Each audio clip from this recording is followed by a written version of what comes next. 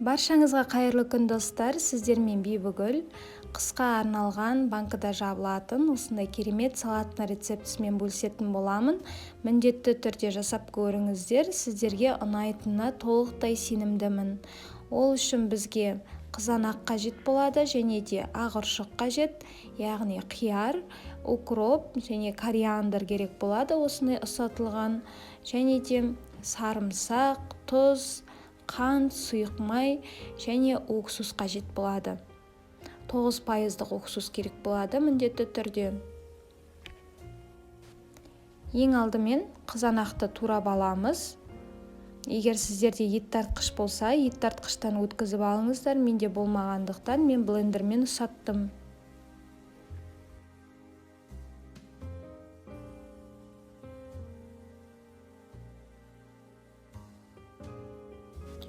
Үлкен кастрюль алып, барлық ұсақталған қызанағымызды ішіне салып, астын оттың қатты етіп ашып қоямыз. Бір күлдеп қайнауы қажет.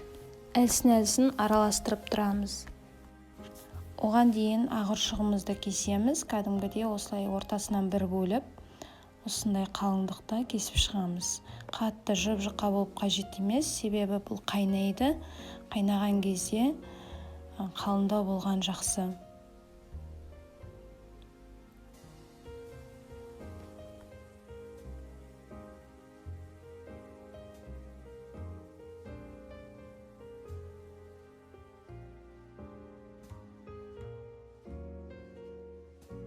Осы аралықта қызанақты әлсін араластырып тұрыңыздар.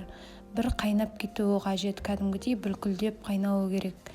Сарымсақты үккіштен өткіземіз және укропты осындай үлкен қылып тураймыз. Жіңішке қылып турап қажет емес.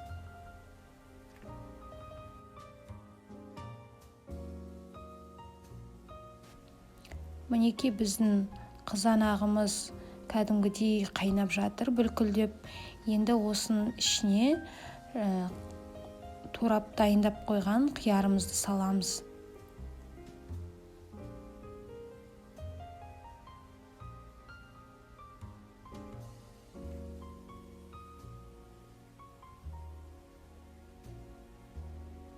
Қиярды көп салсаңыздар да болады, қызанағын аз қылып, немесе қызанақты көп салып, қиярды аз қылсаңыздар да болады.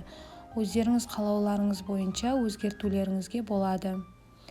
Мінекей ішіне қиярды салып қойдық, енді бұны қайнағанын күтеміз.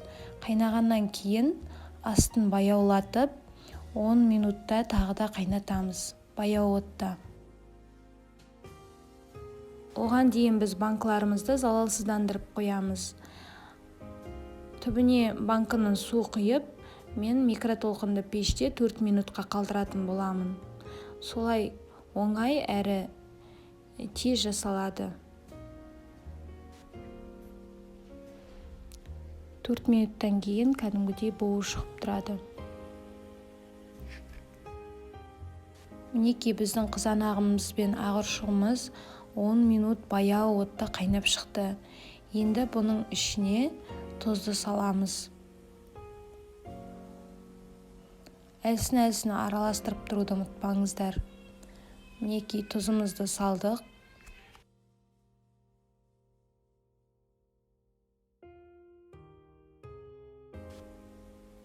Қант саламыз.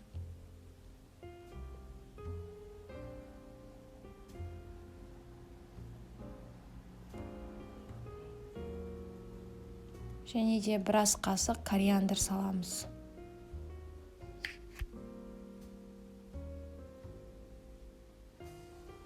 Араластырамыз. Енді алдын ала өлшеніп тұрған сұйық майымызды құямыз. Жақсылап араластырамыз. Отымыздың астын баяу жіберіп қоямыз. Уксусымызды саламыз. Сарымсақты саламыз.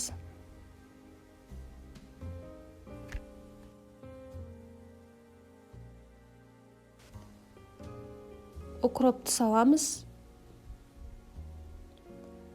Араластырып, орташа отта 10-15 минут қайнатамыз. қазанның бетін жауып қоямыз, бірақ арасында араластырып тұруды ұмытпаңыздар. Мінекей, біздің салатымыз дайын.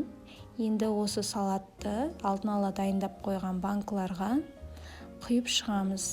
Бетіне дейін толтырып құямыз және қақпағын міндетті түрде залалсыздандырып қойыңыздар. Банкаларымызға бөліп салып, бетін жақсылап тұрып бекітіп, төңкеріп қоямыз.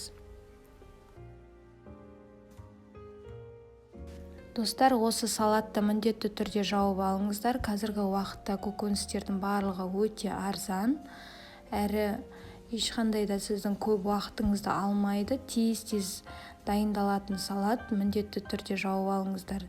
Дәмі өте керемет болып шығады. Менде жарты литрлік банкіден 10 банкі салат шықты. Достар, мені арнама тіркеліп, лайк басып, комментария жазуды ұмытпаңыздар, және сіздердің қолдауларыңызды күтемін. Егер сізде закрывашкамен жабылатын банкі болса, соған да жаба берсеңіздер болады. Менде осындай бұрандалы банкі. Енді осыны 24 сағатқа қалдырамыз, одеялға орап, және толық суығанын күтеміз. Ас болсын.